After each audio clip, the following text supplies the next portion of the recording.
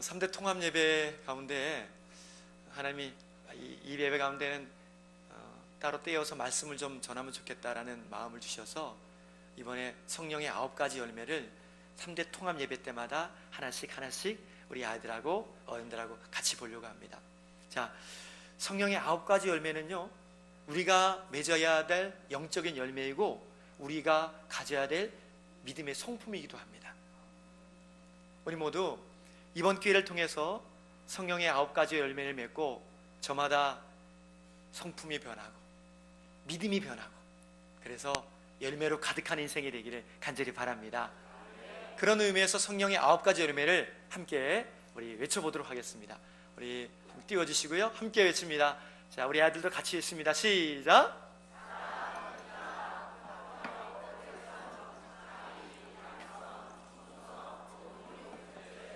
아멘. 좀 더 쉽게 성령의 9가지 열매를 좀 풀어봤어요. 우리 아이들을 위해서 풀어봤습니다. 이렇게 풀어봤습니다. 보여주시겠어요? 사랑은 사랑이에요. 그 다음에 자, 사랑은 사랑이고요, 희락은 뭐라 그랬죠? 기쁨이에요. 그 다음에 양선은 착한 일, 화평은 평화, 충성은 성실, 오래 참음은 인내, 온유는 온순, 자비는 절제는 자제. 좀 이해가 쉽죠? 자, 그 가운데 중요한 건 저 열매들 중에서 내가 맺고 싶은 열매가 뭔지, 나는 저 9가지 열매 중에 이런 열매를 좀 갖고 싶다. 충성이면 충성, 온유면 온유, 어떤 것이라도 좋아요. 우리 제가 하나 둘 셋 하면은 내가 맺고 싶은 열매, 또 뭐가 돈이 되나 돈 된다고 살펴보지 마시고, 돈은 안 됩니다. 은혜가 됩니다. 우리 열매를 우리 아이들부터 어른까지 다 함께 외쳐보도록 할까요? 시작! 사랑. 한 번 더 시작! 사랑. 여러분들이 말한 대로 그 열매들이 우리의 삶 속에, 우리의 영혼 속에 맺히게 되기를 주님의 이름으로 축원합니다. 저마다 마음의 소원이 있는데 특별히 오늘은 사랑의 열매, 성령의 9가지 열매 중에 제일 첫 번째가 뭐죠? 사랑이에요. 맨 마지막에 무엇으로 끝납니까? 절제로 끝나요. 저 나열은 그냥 아무렇게나 배열한 게 아니라 순서에 맞게 배열해 놓은 거예요. 모든 일을 사랑으로 또 시작해야지, 그리고 모든 것을 절제로 끝내야 된다는 것입니다. 사랑이 먼저예요. 사랑이 제일 중요합니다. 그래서 맨 앞에다가 사랑을 먼저 놨어요. 사랑이 빠지면 아무것도 안 되기 때문에 그런 거지요. 오늘 주신 말씀을 통해서 우리는 사랑을 많이 얘기하고 살지만 사랑을 잘 못할 때가 많아요. 미워할 때가 있고요, 질투할 때가 많아요. 예전에 나훈아 아저씨라고 나훈아 씨가 부른 노래 중에 사랑이 무엇냐 물으신다면 눈물의 씨앗이라고 말하겠어요. 그런 얘기도 있었어요. 오늘 사랑을 뭘로 정의할 수 있을까? 우리 사랑하지 못하고 살았던 것을 회개하고 사랑에 눈 떴으면 좋겠어요. 사랑을 제일 잘하는 아이들이 아멘이 없네. 다시, 사랑을 제일 잘하는 아이가 되겠습니다. 사랑을 제일 잘하는 청소년들, 사랑을 제일 잘하는 청년들, 사랑을 제일 잘하는 장년들이 되기를 주님의 이름으로 축원합니다. 먼저 첫 번째, 사랑은 전부입니다. 함께 따라해 볼까요? 시작! 사랑의 열매를 다시 한번 외쳐보도록 하겠습니다. 22절 23절입니다 시작!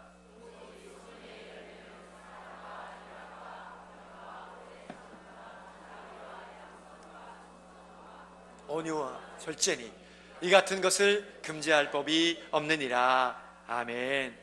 아까도 살펴봤지만 사랑이 제일 앞에 있어요. 사랑으로부터 시작돼야 된다는 거예요. 사랑이 빠지면 안 된다는 겁니다. 사랑이 1순위예요. 그 어떤 일을 해도 사랑이 빠지면 안 된다. 사랑이 영원하다는 겁니다. 고린도전서 13장 13절에 보니까 그런즉 믿음, 소망, 사랑, 이 세 가지는 항상 있을 것인데 그 중에 제일이 뭐라고 말합니까? 다시 한번, 그 중에 제일이 뭐라고 말합니까? 사랑이래요. 그 인생 가운데 사랑이 빠지면 아무것도 남지 않는다. 공갈빵 아시죠? 공갈빵. 화면 준비했어요. 저 공갈빵이에요. 크죠? 근데 공갈빵을 딱 깨뜨려 봤어요. 속이 어때요? 텅텅 비었어요. 만약에 우리 마음에, 우리 심령에 사랑이 빠졌어요.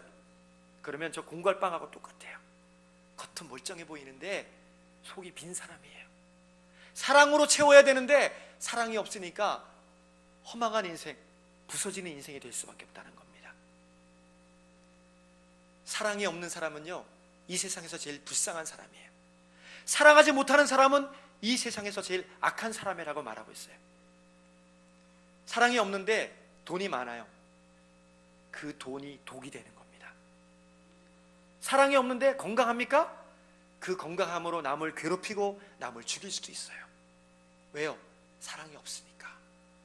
사랑이 없는 성공이 우리 가운데 찾아왔어요.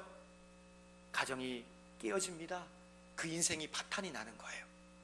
그런데 사랑이 있으니까, 돈이 조금 없어도, 사랑이 있으니까 좀 건강이 부족해도 우리가 온전한 사람으로 설 수 있음을 믿게 되기를 바랍니다. 이 세상에서 제일 무서운 죄는요, 살인죄? 아니에요. 살인죄보다 더 무서운 죄는요, 사랑하지 않는 죄라 그랬어요. 이 세상에서 제일 무서운 죄는 사랑해야 될 사람에 대해서 무관심하고 관심이 없는 것, 이게 제일 지독한 죄라는 거예요. 그래서 인생에서 가장 중요한 건 사랑이에요.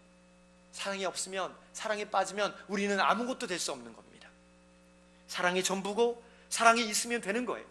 사랑이 있으니까 질병도 물러가고요, 사랑이 있으니까 치유도 되고요, 사랑이 있으니까 회복의 은혜가 있더라는 겁니다. 그 사랑이 공급되는 순간 내가 살기 시작하는 거예요. 예를 들어볼까요? 우리 영국 출신인 레이크 제이슨이라는 여자분이 아이를 가졌어요. 그런데 쌍둥이를 가졌어요. 그래서 조심조심했어요. 하나님, 이 아이를 출산할 때까지 잘 좀 돌봐달라고, 지켜달라고 그렇게 하고 했는데 웬걸요? 뭔가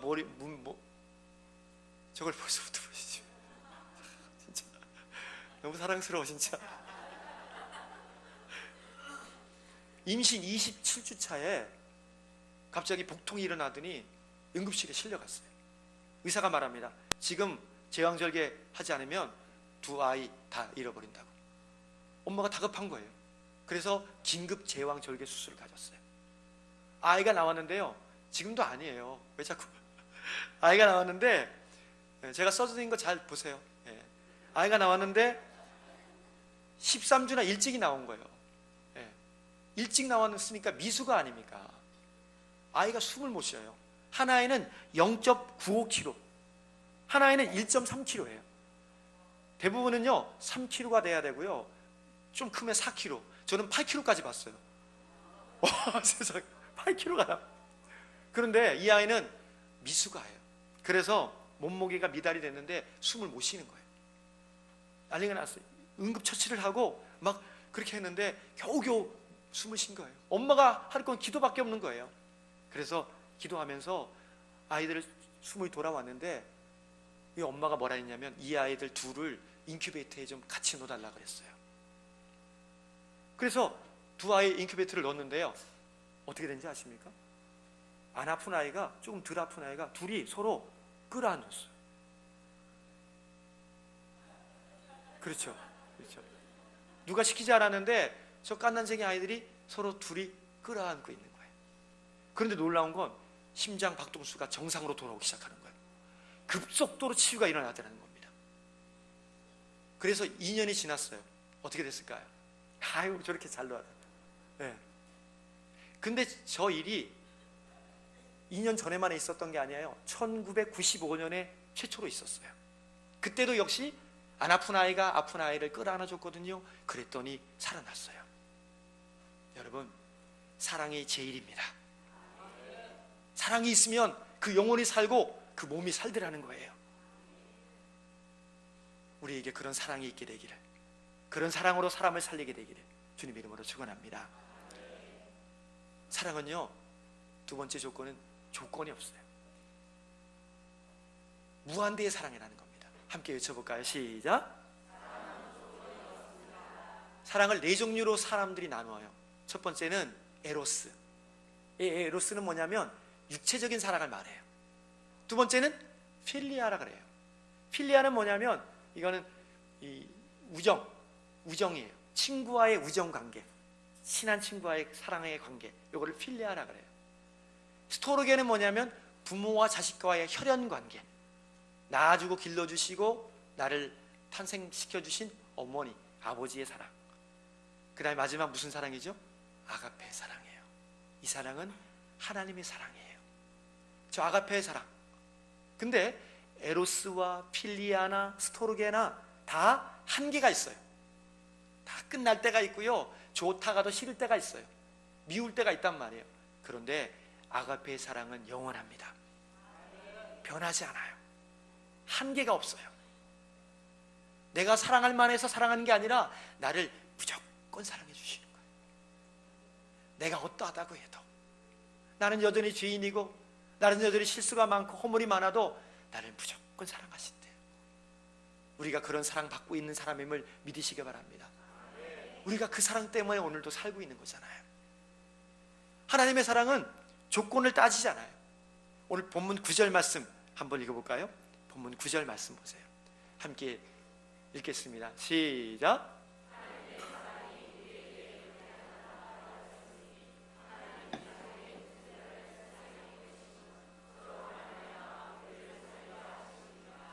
아멘. 하나님이 우리를 어떻게 사랑하셨대요? 우리를 살리기 위해서 아들 예수님을 십자가에 못 박게 하셨어요. 우리 가운데 주셨어요. 그 예수님이 우리를 사랑하시는데 내가 죽어야 되는데 대신 죽으셨잖아요. 내가 채찍에 맞아야 되는데 내 대신에 채찍에 맞으셨어요. 내가 아파야 되는데 예수님이 대신 아파하셨어요. 그리고 우리에게는 저주 대신에 축복을 주셨고요, 죽음 대신에 생명을 주셨고요, 아픔 대신에 기쁨을 허락하셨음을 믿게 되기를 바랍니다. 우리에게 악한 것을 가져가시고 저주를 가져가시고 우리에게 은혜와 복을 허락하시고 그렇게 십자가에 죽으셨단 말이에요. 오늘도 우리가 그 사랑 때문에 이렇게 살고 있는 거잖아요. 내가 도망가도요, 우리 하나님의 끝없는 사랑이 나를 다시 붙잡아 오시는 거예요. 나는 하나님이 싫다고, 예수가 없다고 멀리하지만 우리 주님 잠잠히 기다리시면서 돌아오라고 말씀하시고 돌아오면 품에 안아주시고 그렇게 나를 축복하시는 분이 우리 아버지 하나님이시라는 거예요. 이 끝없는 사랑은 우리가 이해할 수 없어요. 도대체 나 같은 게 뭐가 좋다고 나를 사랑하시는지. 우리 김상원 목사님 부부의 얘기를 들어봤으면 좋겠어요. 12년에 걸쳐서 8명의 아이를 입양을 해서 키우셨어요. 사모님이 4번이나 유산을 하셨어요. 하나님, 저에게도 아이를 좀 주세요. 눈물로 기도했는데 아이를 안 주셨어요. 3달, 4달 되니까 꼭 아이가 유산이 되는 거예요. 얼마나 가슴이 아팠을까요? 근데 저 아이들을 입양을 하는데요, 4명의 아이들이 다 중증 장애가 있어요. 정신 장애가 있어요. IQ가 70, 60밖에 안 되는 그런 아이들이에요. 근데 그 아이들을 끌어안고 사랑하시는데 저 첫 아들인 요한이라는 아이를 키울 때의 그 모습, 그 이야기를 한번 직접 들어보도록 하겠습니다.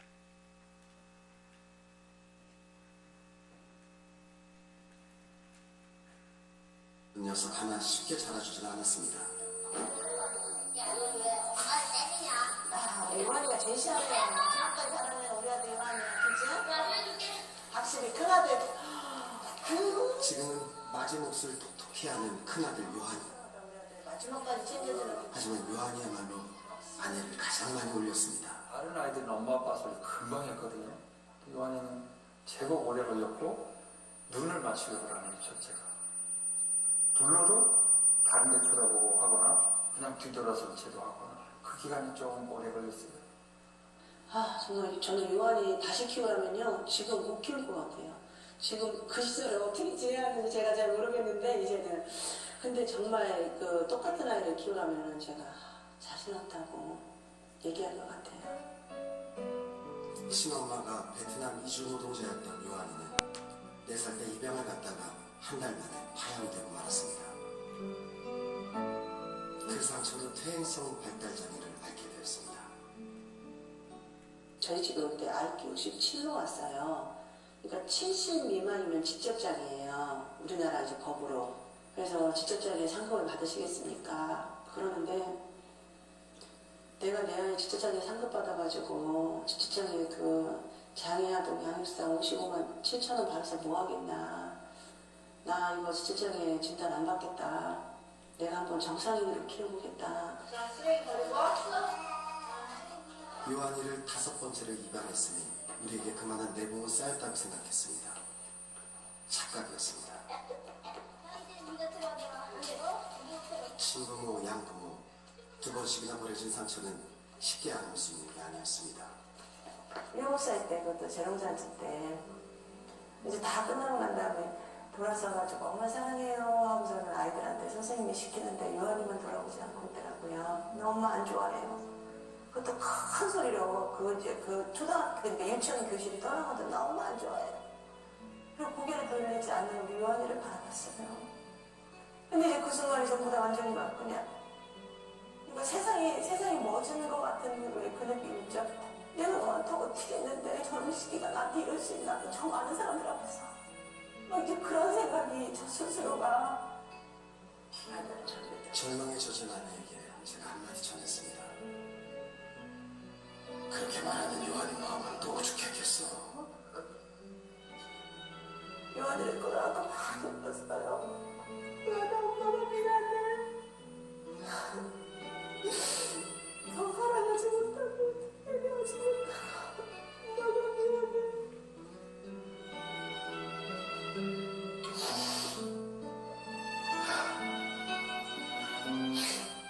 근데요 정말 기적이 일어났어요.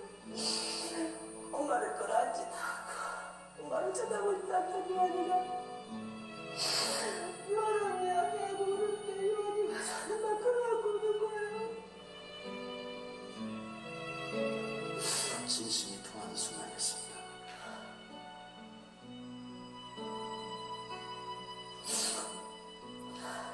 착한 요한이가 요한이 뭐라고 썼길래 선생님이 엄마를 도와주었다. 아, 행복이를 조금 놀아주다가 엄마한테 안마해드렸다. 내가 안마해. 그날 이후 요한이는 발달 장애를 이겨냈고 요즘은 IQ 130의 수제 소리를 들으며 반에서 1등을 놓치지 않고 있습니다.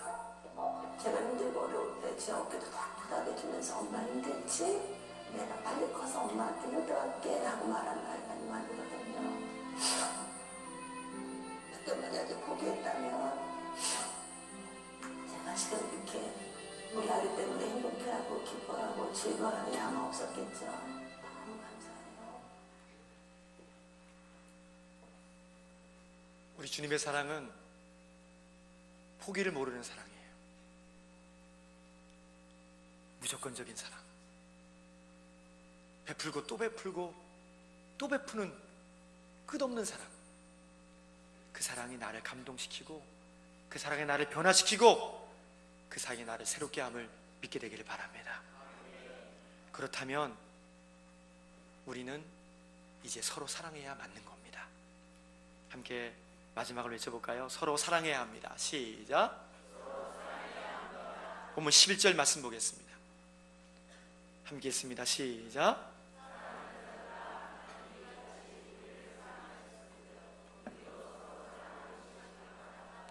아멘. 이 세상에 사랑이 필요 없는 사람이 있을까요? 난 사랑 안 받아도 된다. 아무도 없을 겁니다. 다 사랑이 필요해요. 아이들에게도 사랑이 필요하고 부모님에게도 사랑이 필요한 거예요. 우리가 서로 사랑하면 하나님을 보여주는 거예요. 우리가 서로 사랑할 때에 하나님의 사랑이 우리 안에 온전히 이루어지게 되는 겁니다. 자녀들이라면 하나님에 따라서 사랑해야 맞는 것입니다. 우리 자녀들에게도 한번 물어볼까요? 자녀들 한번 크게 대답해 보세요. 우리 부모님도 사랑이 필요할까요? 필요하지 않을까요? 필요하죠. 그런데 왜 부모님께 사랑합니다 라는 고백을 안 하고 살까요? 우리 아이들에게 사랑이 필요한 거 아시죠? 그런데 왜 사랑을 표현하지 못하고 사는 걸까요? 저는 예전 교회에서 25년 동안 딸아이를 단 한 번도 알아주거나 사랑해주지 않은 품에 안아주지 않은 아버지를 봤어요. 25년이 흐르고 25살이 됐는데 아이를 안아주려고 하는데 못 안아주겠더래요. 쑥스럽고 창피해서. 내 자녀인데도 불구하고. 여러분, 서로 사랑하십시오. 사랑이 허다한 죄임을 덮을 뿐 아니라 두려움을 물리치는 능력이 있습니다. 사랑하지 못할 때가 불현듯 다가올 수 있잖아요. 이제부터 우리 부모님께 대해서 사랑한다고 고백했으면 좋겠어요. 우리 아이들에 대해서 사랑한다고 말해줬으면 좋겠어요. 우리 자녀들부터 한번 외쳐볼까요? 내가 자녀다. 자, 그분들은 함께 엄마 아빠 사랑합니다. 시작. 피죽도 못 먹은 소리로. 울산의 경제가 아무리 어려워도 이 정도는 아닐 텐데. 다시 한번 마음을 담아서 시작. 우리 부모님들도 자녀들을 향해서 시작. 이런 소리가 넘쳐나게 되기를 주님의 이름으로 축원합니다. 이번 수능일이 있었던 일이에요. 아버지가 출근하면서 아들을 고사장에다가 떨구고 그 다음에 이제 돌아오려고 합니다. 근데 갑자기 다급한 전화 소리가 들린 거예요. 아빠, 지금 다시 교회로 학교로 올 수 있어요? 응? 아빠 올 수 있으면 빨리 와주세요. 왜 그러는데? 아빠 지금 빨리 와주세요. 무슨 일이야? 아빠가 다급해졌어요. 혹시나 수험표를 차에다가 떨어뜨렸나? 뒷좌석을 봤는데 수험표가 떨어진 게 없는 거예요. 갑자기 아버지의 마음이 덜컥 주저앉았어요. 이게 무슨 일인가? 큰일 났구나. 그리고는 이제 고사장으로 달려갑니다. 어떤 일이 있었을까요? 보겠습니다.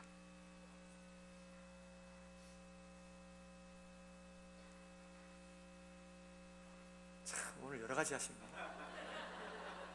아주 총체적으로 다 하십니다. 소리도 키워주셔야지.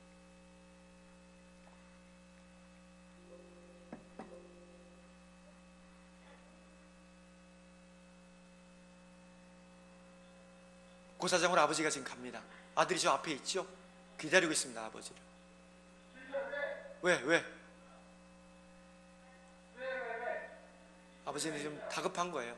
아들이 갑자기 차 앞에 서더니 절을 하는 거예요.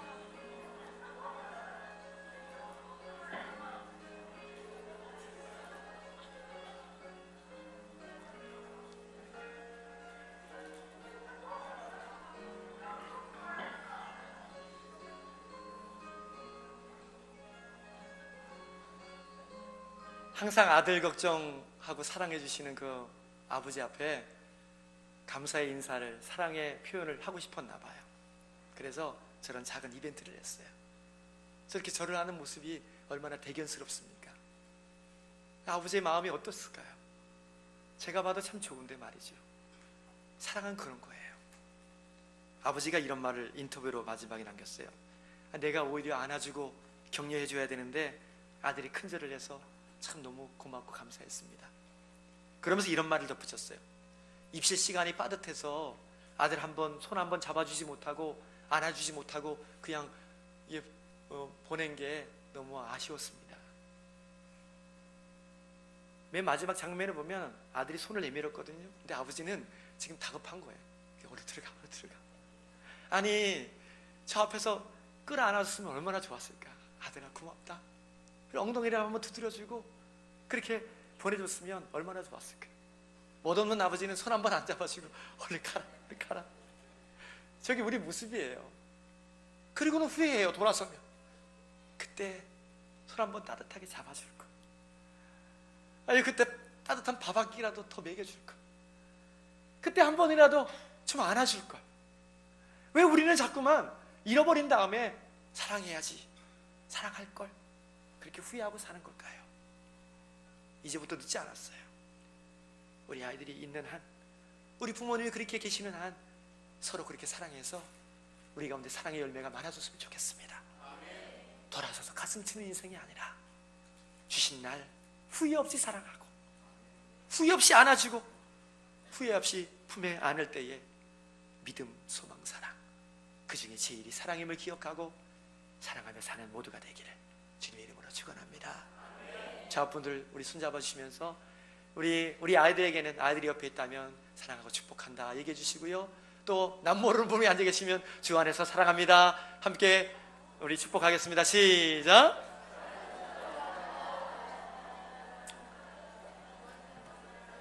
기도하겠습니다.